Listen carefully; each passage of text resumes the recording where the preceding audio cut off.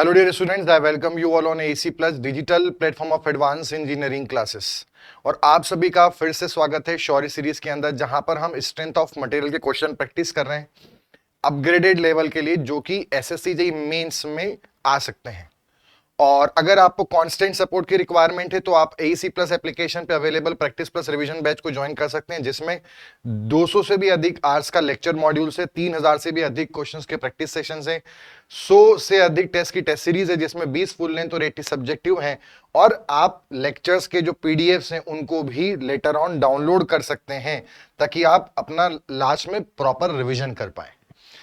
तो सेशन में आगे बढ़ते हैं। हम स्टार्ट करने जा रहे हैं स्ट्रेंथ ऑफ मटेरियल का लेक्चर नंबर 8, जो कि slope and deflection and principal stress and strain concept के क्वेश्चन पर बेस्ड है। स्टार्ट करते हैं। स्लोप एंड डिफ्लेक्शन के क्वेश्चन हम पिछले सेशन में भी ले चुके हैं। क्वेश्चन है, cantilever carries a UDL total load W over its whole length and concentrated upward load W at its free end, है ना। मतलब हमारे पास एक कैंटिलीवर बीम है और इस कैंटिलीवर बीम पर बच्चों क्या दे रखा है, यूडीएल लग रहा है, और यूडीएल का मैग्नीट्यूड हम मान लेते हैं W किलो न्यूटन पर मीटर, जिसमें टोटल लोड W बोला हुआ है। टोटल लोड W बोला है, मतलब W इंटू L बराबर कैपिटल W होगा किलो न्यूटन में। यूडीएल का टोटल लोड W दे रखा है। जब हमें जरूरत पड़ेगी हम WL को W से रिप्लेस कर देंगे। And concentrated upward load W, same वही लोड, सेम वही टोटल लोड जितना यूडीएल का है, ऐसा अपवर्ड डायरेक्शन में यहां पे फ्री एंड पे लग रहा है। तो नेट डिफ्लेक्शन कितना होगा। अब अगर दोनों लोड चूंकि सेम है, जितना यूडीएल का टोटल लोड है उतना ही इसका है, तो अगर इसका इंपैक्ट ज्यादा होगा, ज्यादा वैल्यू होगी, तो नेट डिफ्लेक्शन डाउनवर्ड होगा, और इसका अगर इंपैक्ट ज्यादा होगा तो नेट डिफ्लेक्शन अपवर्ड होगा। तो हम एक काम करते हैं, डिफ्लेक्शन, नेट डिफ्लेक्शन हमें बताना है, तो हम यूडीएल वाला जो डिफ्लेक्शन है उसको हम पॉजिटिव ले लेते हैं, और जो पॉइंट लोड वाला है उसको नेगेटिव मान लेते हैं। पॉजिटिव आंसर आया मतलब नीचे हो रहा है, नेगेटिव आया मतलब अपवर्ड हो रहा है। तो इसका फॉर्मूला क्या होता है, WL की पावर 4/8EI, और इसका फॉर्मूला होता है WL³/3EI। यहां से सॉल्व करेंगे, W small w into L को कैपिटल W बोल सकते हैं, तो वो कैपिटल WL3/8EI माइनस में WL³/3EI। हम इसमें एलसीएम लेंगे। एलसीएम कितना आएगा हमारे पास, 24EI, और इसमें 8 से गया 3 तो 3WL³, तो यहां पर आ जाएगा 3WL³, और यहां पर आ जाएगा 3 8WL³। अगर 8 ही गया तो यहां पे बचेगा -5WL³/24EI। अच्छा, माइनस आ रहा है मतलब पॉइंट लोड वाला माइनस था, मतलब नेट जो डिफ्लेक्शन है वो है तो कितना 5WL³/24EI, बट हो किधर रहा है, अपवर्ड डायरेक्शन में हो रहा है, क्योंकि हमने इस वाले को नेगेटिव माना था, तो ये फाइनल आंसर नेगेटिव आ रहा है, मतलब अपवर्ड डायरेक्शन में हो रहा है। तो हम बोल सकते हैं 5WL³/24EI अपवर्ड डायरेक्शन में। C will be the correct answer. Next is a cantilever beam of span L and flexural rigidity EI carries a moment at the free end. The deflection at that end. ये तो question बड़ा ही simple है, एकदम फुद्दू सा question है। Cantilever beam है, ठीक है, और यहां पर एक कपल लग रहा है M फ्री एंड पर, तो इस केस में ये बीम ऐसे डिफ्लेक्ट होगी, तो यहां पे जो डिफ्लेक्शन आएगा उसका फॉर्मूला होता है ML²/2EI, ठीक, और यहां पे जो रोटेशन होता है उसकी वैल्यू होती है ML/EI। क्वेश्चन में क्या पूछा है हमसे, डिफ्लेक्शन कितना होगा फ्री एंड पर, तो डिफ्लेक्शन का फॉर्मूला क्या बनेगा, ML²/2EI। D will be the correct answer, ठीक।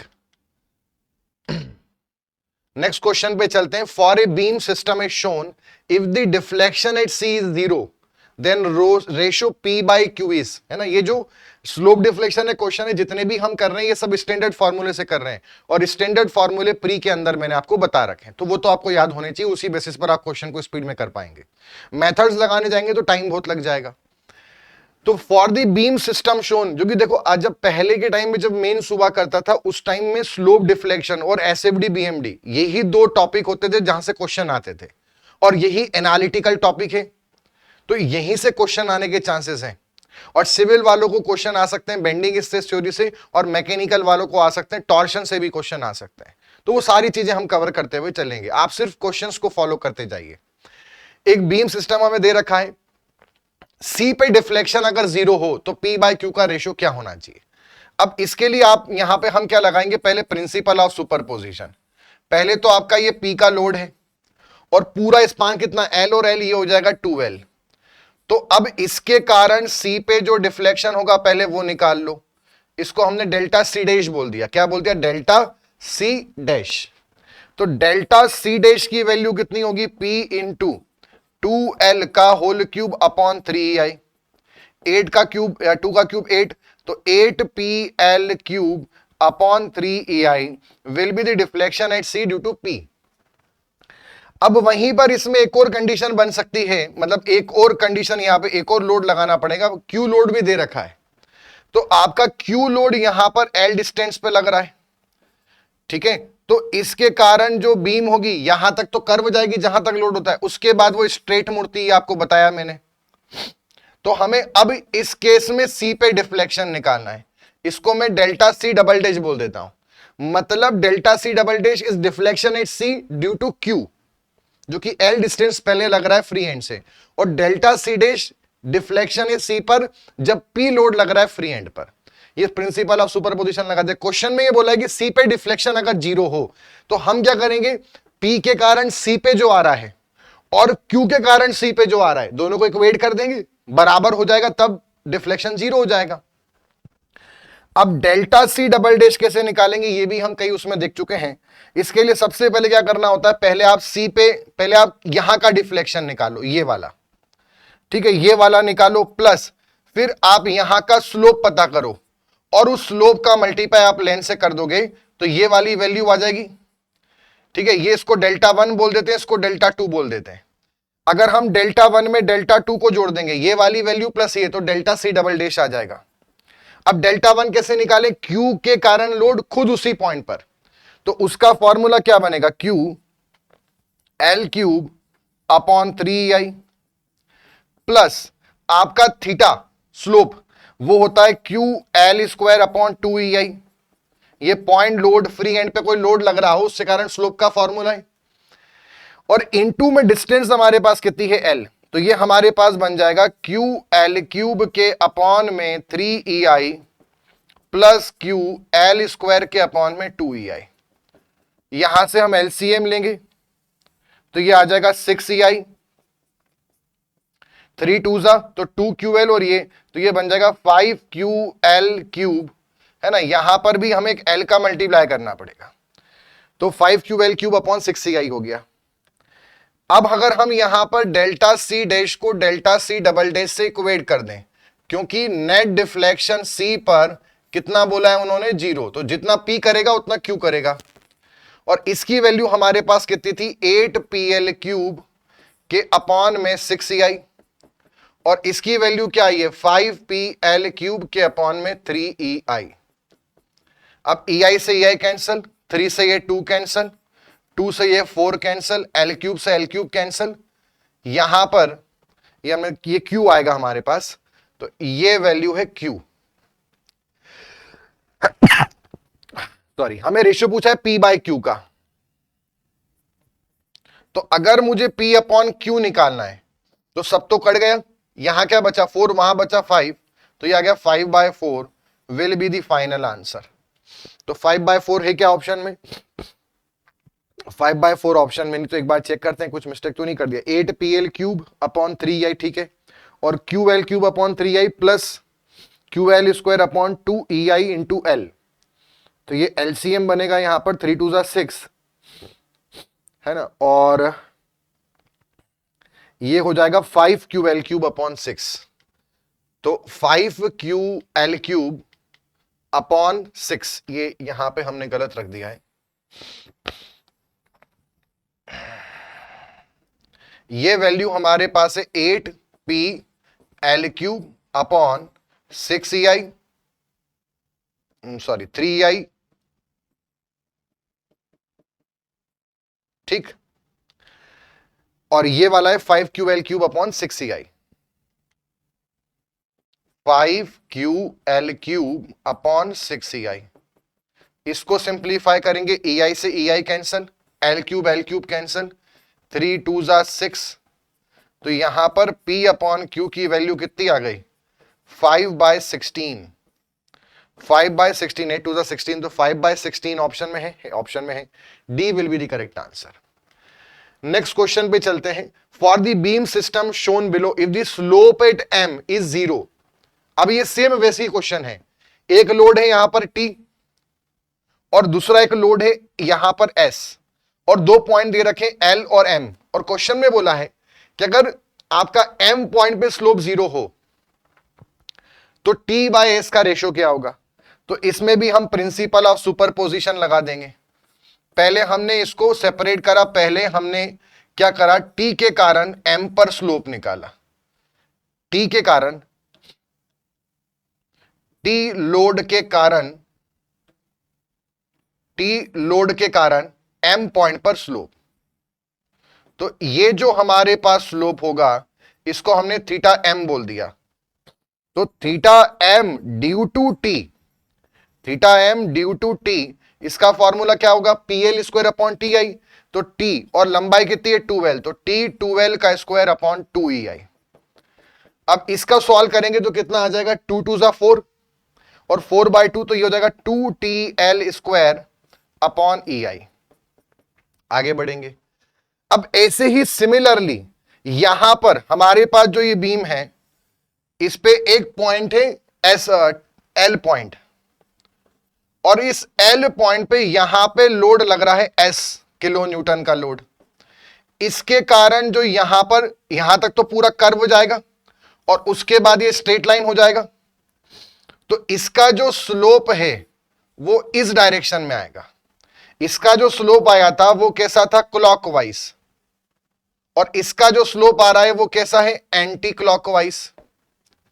ठीक है, तो हमें ये वाला निकालना। अच्छा, आपको ये भी पता होगा जब स्ट्रेट लाइन होती है तो जितना स्लोप ये होगा θ1, वही स्लोप ये वाला होगा। स्लोप स्ट्रेट लाइन का सेम होता है, तो हमें खाली ये θ1 निकालना है। मतलब हम ये बोल सकते हैं θ1 slope at point L due to S।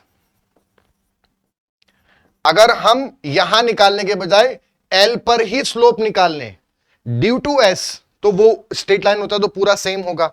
उसका फॉर्मूला क्या होगा? S इंटू L का स्क्वायर अपॉन 2EI। ठीक है, L यहां की लेंथ जो है वो L ही होगी, तो SL² अपॉन 2EI। अब नेट स्लोप वहां पर क्या होना चाहिए? 0। हमें क्या बोला है कि जो हमारा M पॉइंट है वहां पे नेट स्लोप 0 आना चाहिए। और नेट स्लोप 0 कब होगा? जब जितना आपका स्लोप ऐसा आ रहा है ड्यू टू T, वो उतना ही स्लोप आपका ऐसा आ रहा है due to S M point पर। तो इसकी वैल्यू हमारे पास कितनी आई थी? 2TL² upon EI, 2TL² upon EI, और ये कितना आया? SL² upon 2EI। अब यहां पर EI से EI कैंसल, L² से L² कैंसल, तो T अपॉन S का रेशियो कितना आ गया? 1/2। T/S का रेशियो आ गया, पूछा है T/S का रेशियो, तो करेक्ट आंसर हो गया A option, 1/2 will be the correct answer. शायद कुछ मिस्टेक हमने कर दिया यहां पर। 2 2 जा 4 एंड 4/2, ये 2L है, तो 4/2 इज टू 2TL², और ये वाली वैल्यू, अच्छा हाँ ये गलत सॉल्व कर दिया इसको, ये 2 2 जा 4 होगा, सही है, तो ये 1/4 आ जाएगा।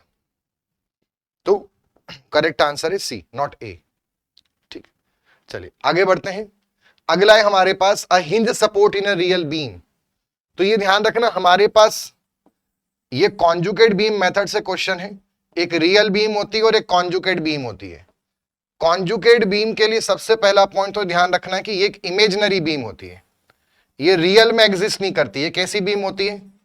Imaginary beam. और इस इमेजिनरी बीम का जो लोडिंग डायग्राम होता है, जो इस पे लोड लगाया जाता है, जो इसका लोडिंग डायग्राम होता है, वो इस रियल बीम का M/EI डायग्राम होता है। कौन होता है? M/EI diagram. जो रियल बीम का एम अपॉन एआई डायग्राम है वो उसका लोडिंग डायग्राम बनेगा।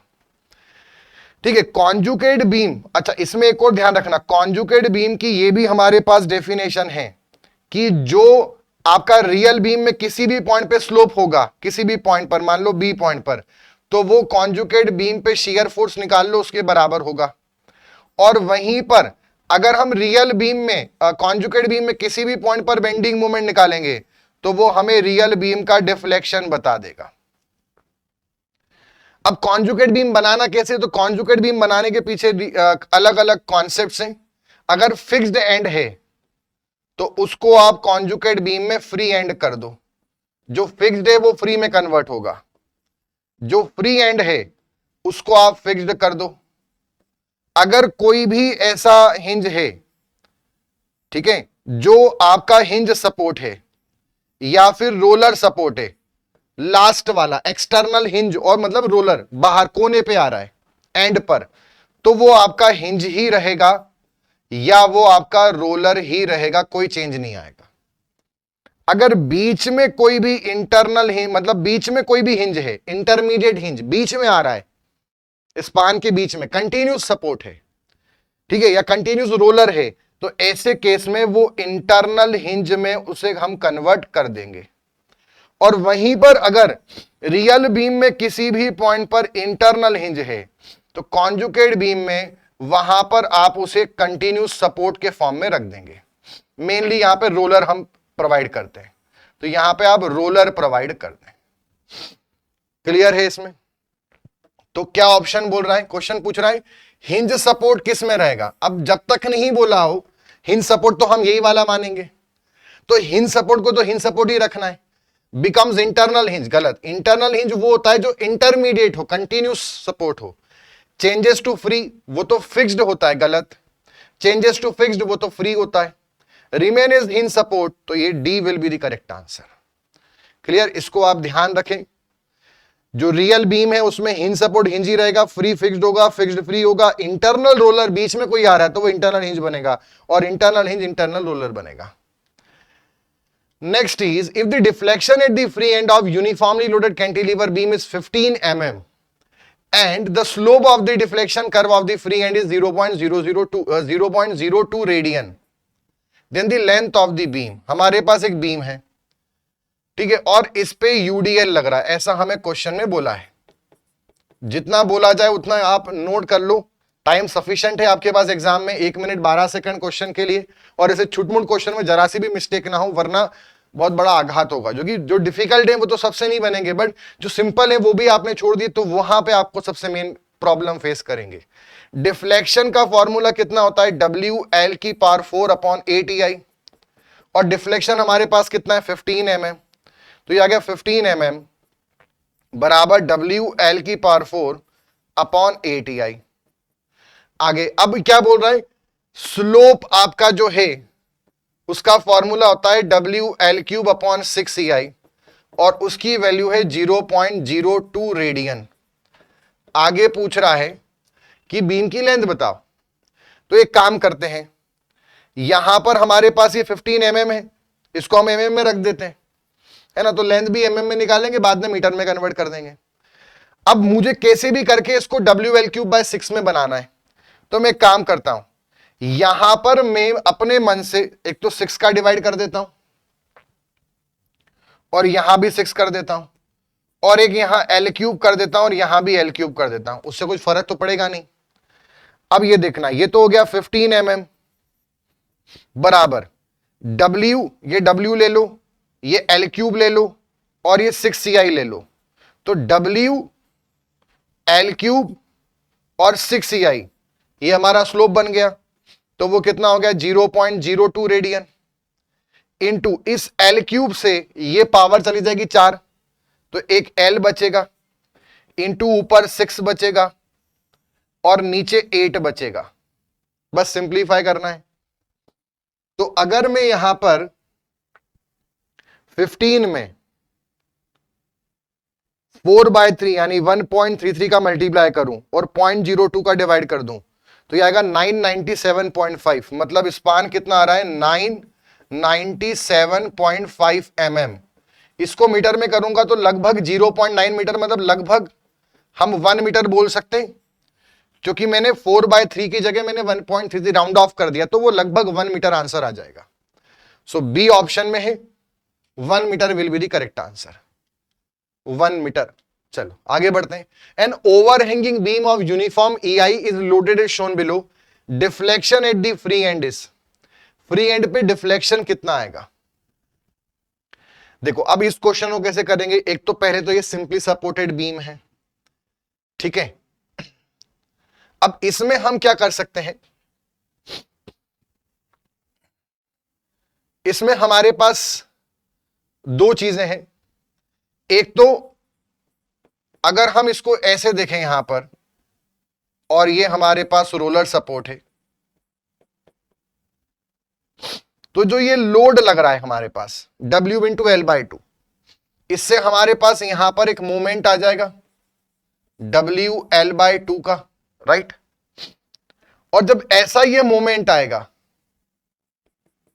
तो ये बीम ऐसे कुछ रोटेट होगी, राइट। एक साइड कपल लग रहा है, तो ये हो गया हमारे पास, ये सपोर्ट है A और ये है B। अभी C वाला मैंने हटा दिया, तो ये θB है। अब ये जो θB है इसकी वैल्यू कितनी होती है, ml/3I, राइट। मान लो खाली ऐसा कपल आया, अभी खाली मैंने उस पार्ट को लिया है, तो m की वैल्यू हमारे पास कितनी हो गई, WL/2 × L/3I, ml/3I होता है, तो ये हमारे पास बन जाएगा WL²/6EI। ये तो क्या पहली इक्वेशन। अब आगे समझना, अब यहां पर जब ये ऐसा होगा, जब ऐसा लोड लग रहा है, तो उसके कारण ये वाली जो चीज है ये हमारे पास ऐसे रोटेट करी। अब जब ये ऐसे यहां पे रोटेट करेगी तो ये ऐसे भी जाएगा यहां पर, ठीक है। मतलब जितना ये यहां से रोटेट करा उतना ये यहां से भी रोटेट करेगा, क्योंकि कंटिन्यूस पार्ट है। तो जब ऐसा कपल लगा तो ये ऐसे घुमा तो ये भी इधर घूमेगा, तो उसके कारण यहां पर एक डिफ्लेक्शन आएगा, उसको मैंने मान लिया डेल्टा डैश। हमसे क्वेश्चन में क्या पूछा है, इस पॉइंट पर डिफ्लेक्शन बताना है। तो अभी तो सिर्फ मैंने ये लोड को जब यहां ट्रांसफर करा तो कपल का इफेक्ट लिया है। अब इससे मुझे डेल्टा डैश निकालना है, तो वो कितना हो जाएगा, θB एंगल इंटू लेंथ, वो कितना हो गया L/2 ज्योमेट्री के अकॉर्डिंग, तो वो बन जाएगा WL3, और यहां पर आ जाएगा हमारे पास 6 2 12, तो ये 12EI आ गया, ठीक है। तो ये हमारे पास अभी डिफ्लेक्शन आया ड्यू टू कपल। अच्छा एक और आप समझना, यहां पर क्या अभी मैंने इस लोड पर, इस पॉइंट पर इस लोड का भी तो इफेक्ट आएगा थोड़ा सा। मतलब कहने का मतलब जब इसको यहां ट्रांसफर करेंगे, एक तो कपल के कारण इफेक्ट आएगा थोड़ा सा। अगर आप देखें तो रियल में ये थोड़ा सा और नीचे जाएगा due to this particular load जो फ्री एंड पे लग रहा है। तो इसको अगर हम एक कैंटिलीवर मान के ट्रीट करें, बी पॉइंट को एक कैंटिलीवर मान ले, और लेंथ है L/2 और लोड लग रहा है W, तो उससे जो डिफ्लेक्शन आएगा वो डेल्टा डबल डैश होगा। फ्री एंड पर ओवरहैंगिंग पोर्शन में लोड के कारण जो इफेक्ट है वही वो कैंटिलीवर बीम वाला। तो डेल्टा डबल डैश की वैल्यू हमारे पास कितनी होती है, PL3, तो WL/2 का होल क्यूब अपॉन 3I, तो ये हो जाएगा WL3 और 2 का क्यूब 8, 8 3 24EI। ये क्वेश्चन नंबर 3। मतलब इस फ्री एंड पर जो डिफ्लेक्शन आएंगे, एक तो इसको जब यहां ट्रांसफर, एक तो कपल का इफेक्ट आएगा और साथ में एक लोड का, दोनों को जोड़ देंगे तो टोटल डिफ्लेक्शन जो होगा वो delta dash plus delta double dash होगा। ये हमारे पास है WL3 अपॉन 12EI और ये हमारे पास है WL3 अपॉन 24EI। एलसीएम ले लेते हैं, तो यहां पर एलसीएम होगा 24EI, ये हो गया 2, तो 2 और ये 1, तो 3WL3, और इसको सिंप्लीफाई करेंगे तो ये आ जाएगा WL3 के अपॉन में 8EI will be the correct answer. So B will be the correct answer, WL3 के अपॉन में 8EI। ठीक, नेक्स्ट है the strain energy due to bending of the cantilever beam due to point load. हमारे पास एक cantilever beam है उस पे पॉइंट लोड लग रहा है फ्री एंड पर, तो ये ऐसे डिफ्लेक्ट होगी, तो इसमें कितनी एनर्जी स्टोर होगी। जब भी ऐसे क्वेश्चन आते हैं तो आपको कुछ नहीं करना, एनर्जी का फॉर्मूला आप जानते हैं, half P into del, maximum deflection. और यहां पर आपका जो लोड है पी, और उसी लोड के अंडर कितना डिफ्लेक्शन आ रहा है, तो वो आ रहा है P L cube upon 3 EI। ये कैंटिलीवर बीम पे फ्री एंड पे लग रहे पॉइंट लोड के कारण डिफ्लेक्शन का फॉर्मूला है। तो क्या फॉर्मूला बनेगा final, P square L cube upon 6 EI, P square L cube upon 6 EI। Question में W दे रखा है तो उसको W मान लो, W square L cube upon 6 EI, तो A will be the correct answer. Next is, उसको आप पूरा स्टैंडर्ड सॉल्व करें, उसका जरूरत नहीं, जब भी ऐसे क्वेश्चन आ रहे हैं आप सीधे हाफ पी डेल्टा लगा दें। आगे बढ़ेंगे। नेक्स्ट है, beam of uniform cross section simply supported eight ends carries A concentrated load W at mid span. ठीक है, हमारे पास एक सिंपली सपोर्टेड बीम है और वो सेंटर पे लोड कैरी कर रही है मिड स्पान पे।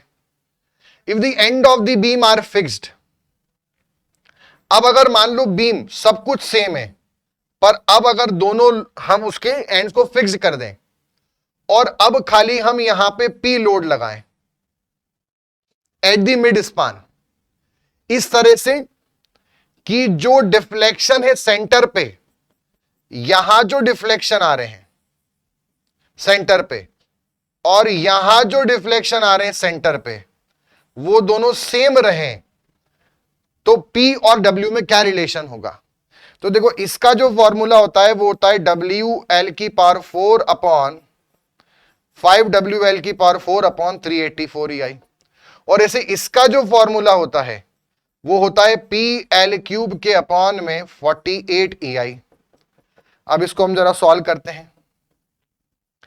क्या कंडीशन बनेगी, जब दोनों को हम इक्वेट कर देंगे, 5WL की power 4 upon 384 EI is equal to PL cube upon 48 EI। तो यहां पर EI से EI कैंसल, 8 ये 8 हो जाएगा, L क्यूब से ये कैंसल, तो इससे हमारे पास वैल्यू क्या आ रही है, P की वैल्यू आ रही है 5W/8 will be the correct answer, 5W/8।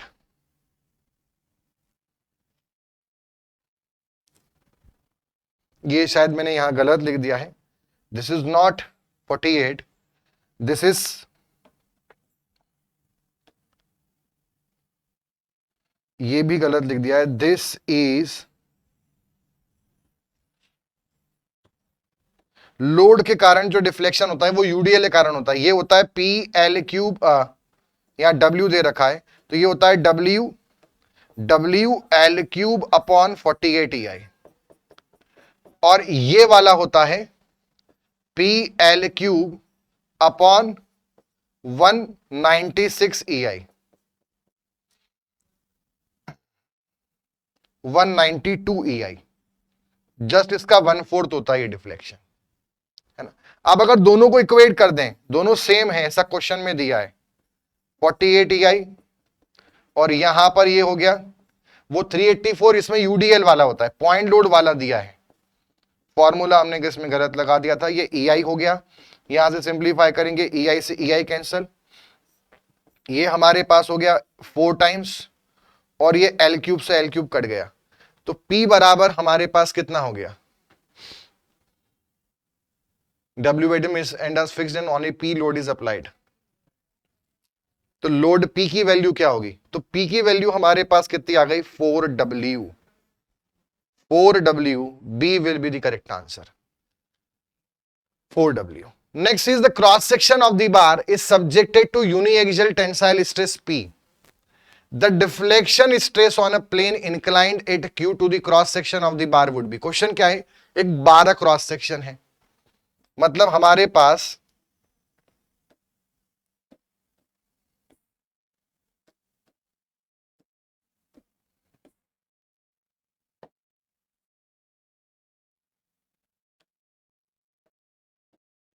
हमारे पास एक मेटालिक बार है और इसमें आपका एक्सियल लोड लग रहा है P, ठीक है। आगे बोल रहा है the tangential stress on a plane inclined at Q नहीं है, थीटा है, at theta, inclined at theta to the cross section of the bar would be. तो ये हमारे पास यहां पर अगर हम इसका स्ट्रेस डायग्राम बनाएं, ये लोड तो कितना है P और इसका एरिया हमें नहीं दिया तो हम A मान लेते हैं। तो यहां पर जो टेंसाइल स्ट्रेस आएंगे सिग्मा XX, उसकी वैल्यू कितनी होगी P/A। तो क्वेश्चन में पूछ रहा है कि इससे अगर थीटा डिग्री पर जो प्लेन इंक्लाइंड है उस पे कौन से स्ट्रेस पूछ रहा है, टेंजेंशियल। टेंजेंशियल का स्ट्रेस का मतलब होता है शियर स्ट्रेस। तो ये टॉपिक अब हमारे प्रिंसिपल स्ट्रेस और इससे क्वेश्चन चालू हो गए हैं। तो अगर किसी भी प्लेन थीटा डिग्री पर अगर हमें शियर स्ट्रेस निकालना है टाउ XY, तो उसका फॉर्मूला होता है सिग्मा XX/2 साइन 2 थीटा, ये इसका फॉर्मूला होता है। तो ये हो जाएगा PA/2A इंटू साइन 2 थीटा। तो P/2A साइन 2 थीटा, ठीक है। और इन्होंने स्ट्रेस, ये P लोड नहीं दे रखा है, P तो लोड था, इसने P/A को पूरा स्ट्रेस दे रखा है हमें, और स्ट्रेस कितना बोल रखा है P, यानी हमारा आंसर हो जाएगा P/2 sine 2 theta will be the final answer, P/2 sine 2 theta. तो ये हमारे पास A सही ऑप्शन होगा, 2 उधर नीचे लिखा गया है, तो P साइन 2 थीटा अपॉन 2 तो वो सही है, ठीक है। चलिए नेक्स्ट क्वेश्चन पे आते हैं। चलिए अगले क्वेश्चन में चलते हैं। अगला क्वेश्चन बोल रहा है in rectangular element subjected to like principal tensile stress P1 and P2 in two mutually perpendicular direction. यहां पे हमारे पास एक लग रहा है P1 और यहां से लग रहा है P1, लाइक है मतलब दोनों का नेचर सेम है, वैल्यू सेम नहीं दे रखी है। अगर दोनों की वैल्यूज भी सेम होती तो ऐसे केस में आपका किसी भी प्लेन पे शियर स्ट्रेस 0 होता, सारे प्लेन प्रिंसिपल प्लेन होते हैं। इस केस में जब ये हमारा यूनिएक्सियल वाला केस है तो इसमें मेजर प्रिंसिपल स्ट्रेस P1 होता है, माइनर प्रिंसिपल स्ट्रेस P2 होता है, और जो प्रिंसिपल प्लेन होते हैं वो 0 डिग्री और 90 डिग्री होते हैं। और आपको यह भी पता है कि जो मैक्सिमम शियर का प्लेन है वो प्रिंसिपल से 45 डिग्री पे होता है, मतलब वो कितना बन जाएगा 45 डिग्री और 135 डिग्री। और टाउ मैक्स की वैल्यू कितनी होगी, दो प्रिंसिपल स्ट्रेस का डिफरेंस और हाफ, तो P1 माइनस P2/2। और रेडियस ऑफ मोहर सर्कल पूछें तो वो भी P1 माइनस P2/2, और डायमीटर ऑफ मोहर सर्कल पूछें तो P1 माइनस P2। तो अब plane normal to X axis गलत, प्लेन नॉर्मल टू वाई गलत, प्लेन एट खाली 45 डिग्री नहीं होगा, ये ज्यादा करेक्ट है। ये पूछ रहा है मैक्सिमम शियर स्ट्रेस कहां आएंगे, तो 45 और 135 पे आएंगे। ये बायएक्सियल वाली कंडीशन है, और बायएक्सियल स्ट्रेस जब लगते हैं अलग अलग मैग्नीट्यूड के तो वो दोनों ही मेजर माइनर होते हैं, और ये प्लेन ही प्रिंसिपल होता है। तो 45 पर हमें मैक्सिमम शियर प्लेन मिलेगा। मतलब ये जो हमारा 45 डिग्री का प्लेन है, इस पर बॉडी पर यहां जो स्ट्रेस आएंगे वो आपके मैक्सिमम शियर स्ट्रेस होंगे। तो यहां पर और यहां पर टाउ मैक्स आएगा, और इसी प्लेन पर जो नॉर्मल स्ट्रेस आएंगे सिग्मा एक्स डैश और सिग्मा वाई वाई डैश, इनकी वैल्यू सेम होगी, और सिग्मा एक्स डैश और सिग्मा वाई वाई डैश की वैल्यू होती है दो प्रिंसिपल स्ट्रेस का सम और हाफ। ये ध्यान रखना, मैक्सिमम शियर स्ट्रेस होता है दो प्रिंसिपल का डिफरेंस और हाफ, और जो मैक्सिमम शियर का प्लेन है वहां जो नॉर्मल लगते हैं वो हमेशा ही सेम होते हैं, और वो होते हैं दोनों प्रिंसिपल स्ट्रेस का डिफरेंस सम और half. Next is eight a point in strained material if two mutually perpendicular tensile stresses of 2000 kg पर सेंटीमीटर स्क्वायर एंड 1000 kg पर सेंटीमीटर स्क्वायर आर एक्टिंग। ठीक है, म्यूचुअली परपेंडिकुलर डायरेक्शन पे body पर दो stress लग रहे हैं। ठीक है, बस यही हमें इंफॉर्मेशन दी है, तो हम मान लेंगे यही सिग्मा 1 हो जाएगा। जब सिर्फ बायएक्सियल कंडीशन होती है तो जो स्ट्रेस दिए जाते हैं वही प्रिंसिपल बन जाते हैं, और सिग्मा 2 हो गया हमारे पास 1000 kg पर सेंटीमीटर स्क्वायर। मतलब यही मेजर है और यही माइनर है। तो टेंजेंशियल स्ट्रेस की वैल्यू कितनी होगी on a plane inclined 50 degree to the minor axis. ये बोल रहा है माइनर स्ट्रेस जो है उसकी दिशा से। अब देखो यहां पर आपका क्या लग रहा है सिग्मा 1 और यहां पर आपका क्या लग रहा है सिग्मा 2, राइट। अब अगला समझना, ये कौन सी एक्सिस है जहां पे मेजर स्ट्रेस लग रहा है, तो ये मेजर वाली है। ये कौन सी है जहां माइनर लग रहा है, तो वो ये बोल रहा है कि माइनर वाली जो लाइन है मतलब हॉरिजॉन्टल, ये हॉरिजॉन्टल, इससे 15 डिग्री पर जो प्लेन है, यहां से 15 डिग्री पर जो प्लेन है उस वाले प्लेन पर तो एक नॉर्मल स्ट्रेस भी आ रहा होगा टाउ एक्स वाई डैश, उसकी वैल्यू आपको बतानी है। वहां पे नॉर्मल भी आ रहे होंगे पर वो नॉर्मल नहीं पूछ रहा है, वो आपसे पूछ रहा है वहां पे शियर स्ट्रेस बताओ। कैसे निकालेंगे, तो हमारे जो भी फॉर्मूले हैं उसमें हम एंगल माइनर से नहीं मेजर से काउंट करते हैं, जो भी हमारे फॉर्मूले। तो अगर ये 15 है और पूरा एंगल 90 होगा तो ये हमारा मेन एंगल जो हम फॉर्मूले में रखेंगे वो कितना होगा 75 डिग्री।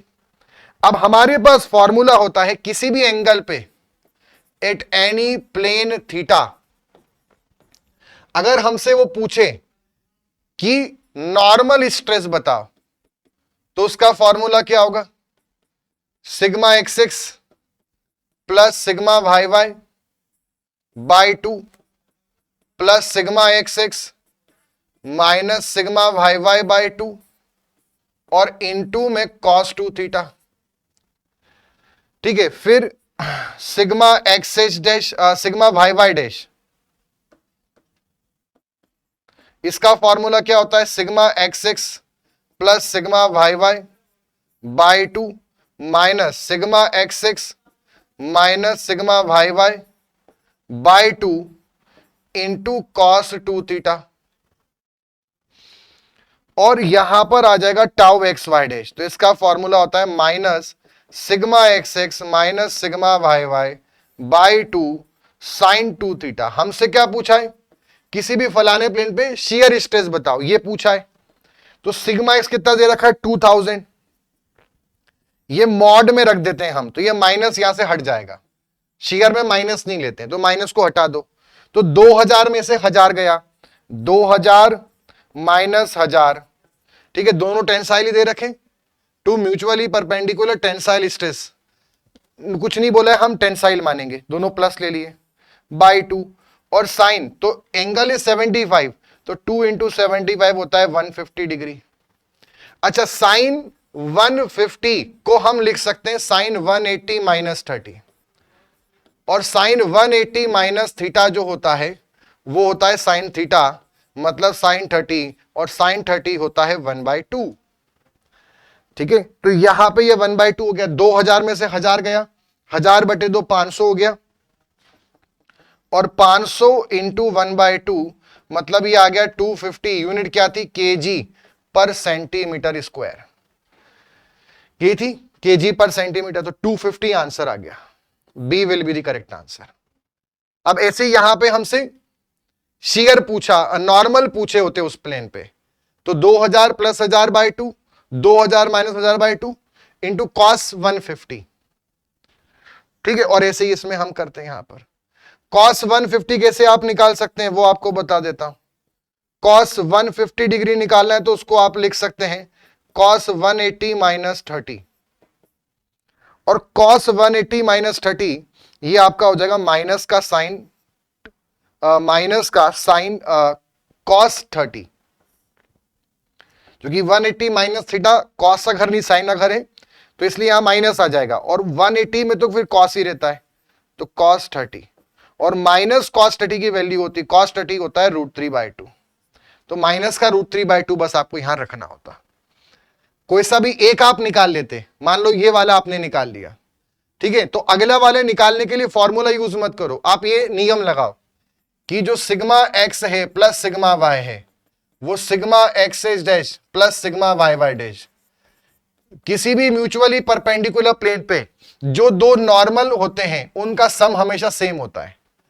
तो आपको कितना दे रखा है 2000 और 1000, टोटल सम कितना हो गया अप्लाइड प्लेन पर 3000, एक आप निकाल चुके हो तो उसमें से माइनस कर दो तो अपने आप आपका चौथा जो आ जाएगा, आपको पूरा सॉल्व करने की जरूरत नहीं है, ये ट्रिक ध्यान रखना। तो आंसर है 250। अगला है for the state of stress shown in the above figure normal stress acting on the plane of maximum shear stress. हमारे पास यहां पे दे रखा है सिग्मा 1 या सिग्मा xx आप बोल दो, जो भी अप्लाइड है ये है +100 टेंसाइल दे रखा है, और सिग्मा yy बोल दो या सिग्मा 2 बोल दो, क्योंकि बाइक्सियल कंडीशन है तो वही मेजर माइनर होते हैं, वो हो गया -50 मेगापास्कल। क्या बोल रहा है, नॉर्मल स्ट्रेस बताओ जो मैक्सिमम शेयर के प्लेन पे लग रहा हो। अब इसमें मैक्सिमम शेयर का प्लेन कहां होगा, तो इसमें मैक्सिमम शेयर का प्लेन होगा 45 डिग्री पे, बाइक्सियल कंडीशन है, और प्रिंसिपल प्लेन होंगे थीटा एंड 90। अब अगर मैक्सिमम शेयर स्ट्रेस पूछता तो हम बोल देते सिग्मा 1 माइनस सिग्मा 2/2 और मोड में बताना आंसर। पर ये वो नहीं पूछ रहा, ये बोल रहा है जो थीटा टाउ मैक्स है मैक्सिमम शेयर का प्लेन है, वहां जो दो नॉर्मल आते हैं उनकी वैल्यू बताओ, तो वो भी हम जानते हैं दोनों की वैल्यू हमेशा ही सेम होती है what ever be the condition. और दो प्रिंसिपल स्ट्रेस, जो दो प्रिंसिपल स्ट्रेस हैं उसका एवरेज होती है। तो यहां पे जो प्रिंसिपल स्ट्रेस है वो कितने 100 माइनस 50, 100 प्लस माइनस 50, तो बचेगा 50, और 50/2 वैल्यू कितनी हो जाएगी 25 मेगापास्कल। मतलब जो दो नॉर्मल स्ट्रेस है मैक्सिमम शेयर के प्लेन पे उसकी वैल्यू आ रही है 25 मेगापास्कल।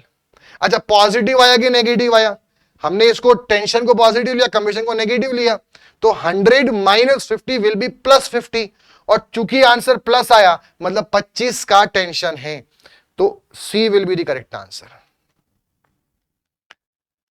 नेक्स्ट क्वेश्चन पे आते हैं। In a plane stress problem there are normal tensile stresses, plane मतलब 2D problem, 2D condition, sigma x and sigma y accompanied by shear stress at a point along orthogonal Cartesian coordinates x and y respectively. ठीक है, हमारे पास भैया एक plane stress problem है, और उस plane stress problem में भैया यहां पे सिग्मा x लग रहा है, नेचर नहीं दिया है, यहां सिग्मा y लग रहा है, और इनके साथ में इसमें शियर स्ट्रेस भी आ रहा है। ठीक है, इसको ऐसे हम करेंगे, ये साइन बन गया। अभी क्या बोल रहा है, if it is observe that the minimum principal stress on a certain plane is 0, ऐसा माना गया, ऐसा देखा गया कि जो मिनिमम प्रिंसिपल स्ट्रेस है, माइनर प्रिंसिपल स्ट्रेस किसी भी प्लेन पे वो 0 है, तो फिर आपको ये रिलेशन बताना है।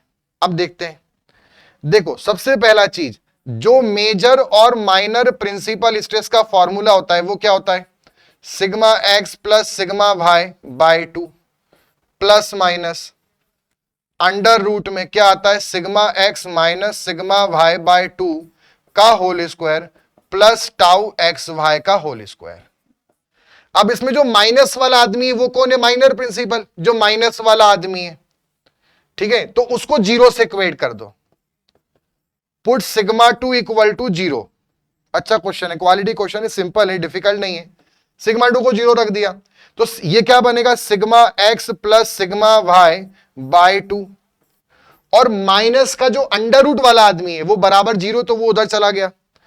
तो यहां पर ये हमारे, अब हमने क्या करा, sigma x minus sigma y/2 का होल स्क्वायर तो रखा, और प्लस टाउ xy का होल स्क्वायर रखा, और क्या करा, वहां अंडर रूट आएगा तो दोनों तरफ हमने स्क्वायर कर दिया, तो इसमें भी स्क्वायर करा तो वहां का अंडर रूट हट गया। आ गई बात समझ में। अब आगे सिंप्लीफाई करते हैं, तो इसको हम क्या बोल सकते हैं जब सिंप्लीफाई करेंगे यहां पर, तो इसमें अगर हम देखें सिंप्लीफाई करें तो इसको हम यहां पर बोल सकते हैं sigma x plus sigma y का, sigma x plus sigma y का होल स्क्वायर, तो वो हमारे पास हो जाएगा sigma x plus sigma y का होल स्क्वायर बाय 4, इसको इधर ले आएंगे, sigma x minus sigma y का होल स्क्वायर बाय 4 बराबर टाउ xy का होल स्क्वायर। राइट, इतना सही है यहां तक। अब आगे देखते हैं, तो यहां पर हम बोल सकते हैं 4 तो दोनों में कॉमन हो गया, अब स्क्वायर ओपन, ब्रैकेट ओपन कर देंगे, आइडेंटिटी लगा देंगे, सिग्मा एक्स का स्क्वायर सिग्मा वाई का square 2 sigma X sigma Y. ठीक, आगे अब यहां पे लगाएंगे प्लस सिग्मा एक्स का स्क्वायर प्लस सिग्मा वाई का square -2 sigma X sigma Y, और बराबर ये आ जाएगा टाउ एक्स वाई का होल स्क्वायर। ठीक, और बीच में माइनस है तो हमें ये भी यहां पे ध्यान रखना है वरना मिस्टेक हो जाएगी। यहां पे माइनस का सिंबल है। अब देखो माइनस है तो आप जानते हैं इस सिग्मा एक्स से ये सिग्मा एक्स स्क्वायर कट जाएगा माइनस, और ये भी कट जाएगा, तो ऊपर क्या बन जाएगा 2 सिग्मा एक्स सिग्मा वाई और माइनस माइनस प्लस, तो 4 sigma X sigma Y upon 4 से 4 कैंसल बराबर टाउ एक्स वाई का होल स्क्वायर। तो हमसे टाउ एक्स वाई की वैल्यू पूछी, तो टाउ एक्स वाई का रिलेशन क्या बन जाएगा under root sigma x into sigma Y. अब देखते हैं क्या ऑप्शन अवेलेबल है। तो ऑप्शन है टाउ एक्स वाई बराबर root sigma x plus sigma y root sigma x minus sigma y root sigma x into sigma y. तो C will be the correct answer, ये वाला सही ऑप्शन है। Clear है? ऐसा क्वेश्चन सेम आ सकता है, सेम रिपीट हो तो आप पूरा सॉल्व मत करना, सीधे जो हमने सीखा उसको लगा देना। अगला, the rectangular block shown in the given figure is subjected to pure shear of intensity Q। ठीक है, प्योर शियर यहां पे लग रहा है। ठीक है, ये प्योर शियर कंडीशन है। इफ बीई रिप्रेजेंट, बी जो है यहां पर वो हमारा प्रिंसिपल प्लेन को रिप्रेजेंट कर रहा है। ठीक है, मतलब कि जो हमारे पास बी का जो एंगल है वो कौन सा है, प्रिंसिपल प्लेन है theta P, and the principal stresses are sigma 1 and sigma 2। तो जो थीटा है, मतलब जो थीटा कौन रिप्रेजेंट कर रहा है यहां पे, थीटा पी प्रिंसिपल प्लेन को दर्शा रहा है, और जो सिग्मा 1 है और जो सिग्मा 2 है ये क्या इनकी वैल्यूज क्या होंगी। तो ये ध्यान रखना, ये प्योर शियर कंडीशन है, और प्योर शियर कंडीशन में जो प्रिंसिपल प्लेन होते हैं वो 45 डिग्री और 135 डिग्री होते हैं, और सिग्मा 1 होता है प्लस क्यू, जो मैक्सिमम शियर, जो ये शियर लग रहा है यही मैक्सिमम शियर होता है, तो ये प्लस क्यू होता है और इसकी वैल्यू होती है माइनस क्यू, और इसी को डायगोनल टेंशन कंप्रेशन कंडीशन भी हमने पढ़ा है। तो अभी हमारे पास सही आंसर क्या हो जाएगा, एक तो 45 135। ठीक है, ये तो गलत है ऑप्शन, ये भी गलत है, ये Q/2 ये भी गलत है, D will be the correct answer. 45 और 135 डिग्री प्लस क्यू, एंड यहां पर आएगा माइनस क्यू मिसप्रिंट है, तो प्लस क्यू माइनस क्यू। आगे बढ़ेंगे, the state of stress on an element is shown in the figure, the values of the stresses are sigma X हमें दे रखा है। ठीक है, सिग्मा एक्स दे रखा है प्लस का 32, सिग्मा वाई हमें दे रखा है माइनस का 10। ठीक है, मेजर प्रिंसिपल स्ट्रेस सिग्मा 1 दे रखा है 40 मेगापास्कल। आगे बोल रहा है माइनर प्रिंसिपल स्ट्रेस सिग्मा 2 बताओ, सिग्मा 2 की वैल्यू बताओ, है ना। ये कंडीशन है जिसमें ये बोल रहा है, ये बायएक्सियल विद शियर है कि ये हमारे हैं अप्लाइड स्ट्रेस। अब आप ये मत सोचना कि सर हर बार तो आप बोलते हो कि जो अप्लाइड होते हैं वही प्रिंसिपल होते हैं, ये वो बायएक्सियल कंडीशन या यूनिएक्सियल में होते हैं जब शियर ना हो। ये जो अप्लाइड प्लेन है हमारा, यहां पे नॉर्मल के साथ साथ शियर भी आ रहा है, तो इस केस में ये दोनों प्रिंसिपल नहीं होंगे, ये सिर्फ अप्लाइड स्ट्रेस है। प्रिंसिपल जो एंगल से हम निकालते हैं अलग फॉर्मूले से, वो एक दे रखा है। तो इसके लिए आप ध्यान रखना, हमेशा ये आइडेंटिटी लग जाती है कि किसी भी प्लेन पे, एक प्लेन और एक उसका mutually perpendicular plane, complementary plane पे जो दो नॉर्मल होंगे उनका जो सम होगा वो हमेशा सेम होता है, हमेशा।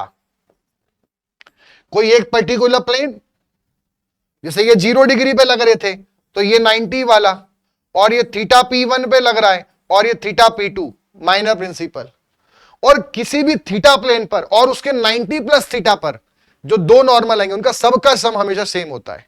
मतलब अगर ये 32 है और ये -10 है और ये 40 है और प्लस सिग्मा 2 हमें निकालना है, तो बड़ा फुद्दू सा क्वेश्चन है।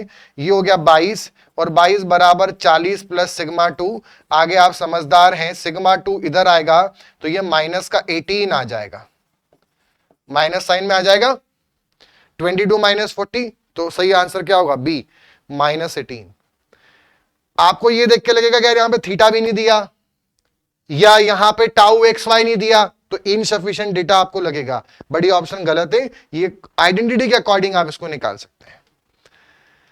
नेक्स्ट है the radius of the Mohr circle of a strained element. Radius दे रखा है मोहर सर्कल का 20 मेगापास्कल। इसका मतलब मोहर सर्कल का जो रेडियस है वही कौन होता है? Tau max. और माइनर टेंसाइल स्ट्रेस दे रखा है, मतलब सिग्मा 2 दे रखा है 10 मेगापास्कल।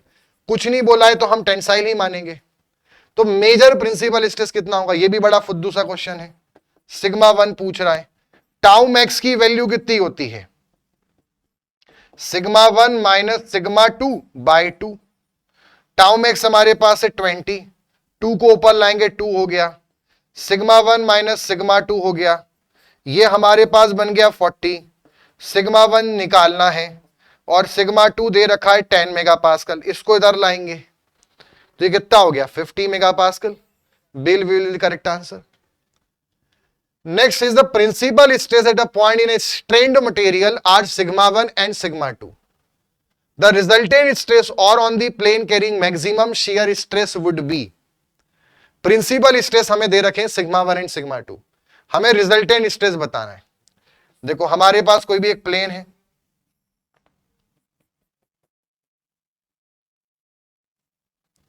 और इस प्लेन पर हमारे पास किसी भी प्लेन पर, पहले कंडीशन समझ लो, principal stress at a point in this are sigma 1 and sigma 2। Resultant stress बताना है on the plane carrying maximum shear stress. ठीक है, चलो करते हैं सॉल्व। ये हमारा मैक्सिमम शियर का प्लेन मान लेते हैं, है ना। मैक्सिमम शियर स्ट्रेस वाले प्लेन पर रिजल्टेंट बताना है, तो वहां पर एक तो ये नॉर्मल स्ट्रेस आता है, इनकी वैल्यू आपको पता है दोनों की सेम होती है, और एक और यहां पे क्या आता है? Tau max. ठीक, तो इसमें से यहां पर एक और क्या आएगा? रिजल्टेंट स्ट्रेस, और वो रिजल्टेंट स्ट्रेस की वैल्यू मुझे निकालनी है। ठीक है, यहां पे इन दोनों वेक्टर क्वांटिटी या टेंसर क्वांटिटी के बीच का एंगल ऑब्वियस सी बात है कितना होगा? 90।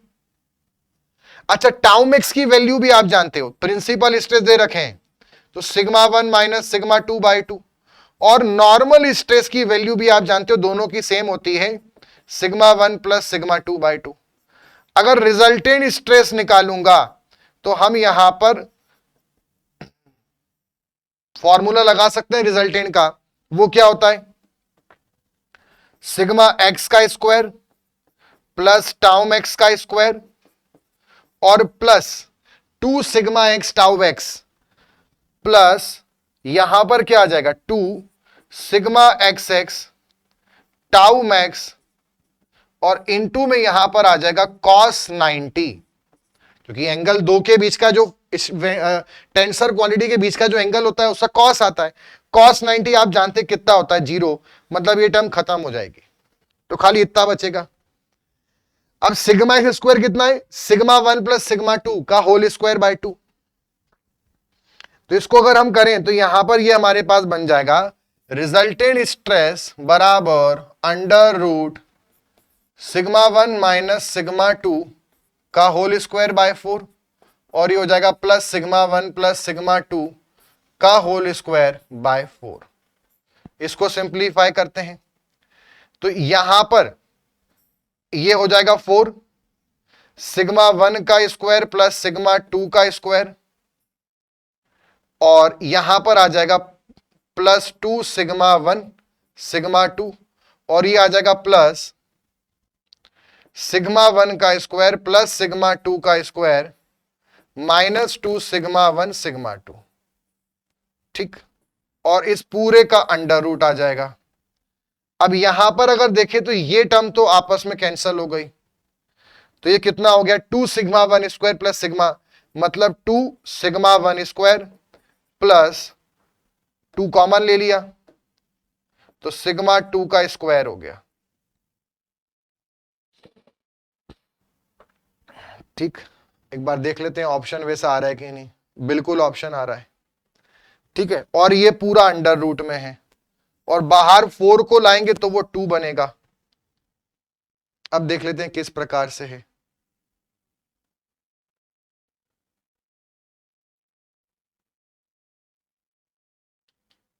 ठीक है, तो इसको हम ऐसा भी बोल सकते हैं, ऐसा करने के बजाय, इसको बाहर लाने के बजाय हम इसको अंदर ही रहने देते हैं,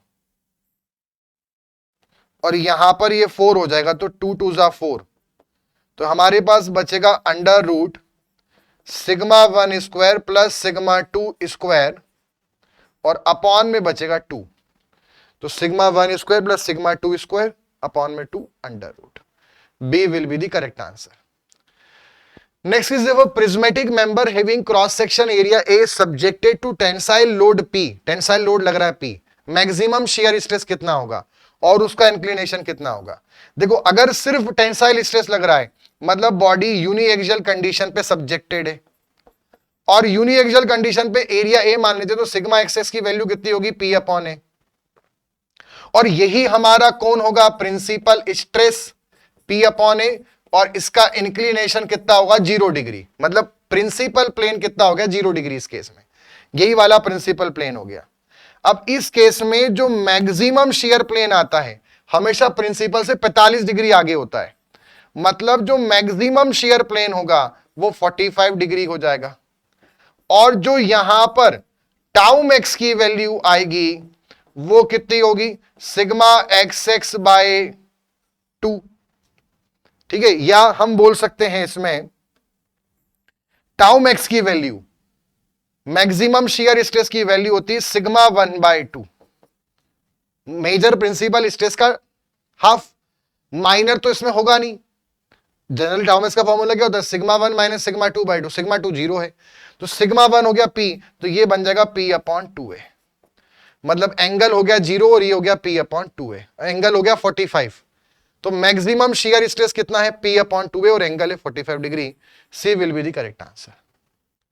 चलिए, तो बच्चों आई होप कि आपको ये समझ में आया होगा, और ऐसे ही हम आगे बढ़ते जाएंगे, ठीक है। प्रिंसिपल स्ट्रेस और स्ट्रेन पर एक और मैं आपके लिए सेशन लेके आऊंगा, फिर हमारे पास जो टॉपिक बचे हैं वो शियर स्ट्रेस थ्योरी है, बेंडिंग स्ट्रेस थ्योरी है, थ्योरी ऑफ टॉर्शन है एंड कॉलम, ये 4 टॉपिक मेनली हमारे बचेंगे। तो मिलते हैं अगले सेशन के अंदर। अगर सेशन अच्छे लग रहे हैं तो वीडियो को लाइक करें, चैनल को सब्सक्राइब करें, और इसका पीडीएफ आपको मिलेगा AC plus app and wide discussion channel में, जिसका लिंक इस वीडियो के डिस्क्रिप्शन में अवेलेबल है। मिलते हैं अगले सेशन में, तब तक के लिए goodbye and take care.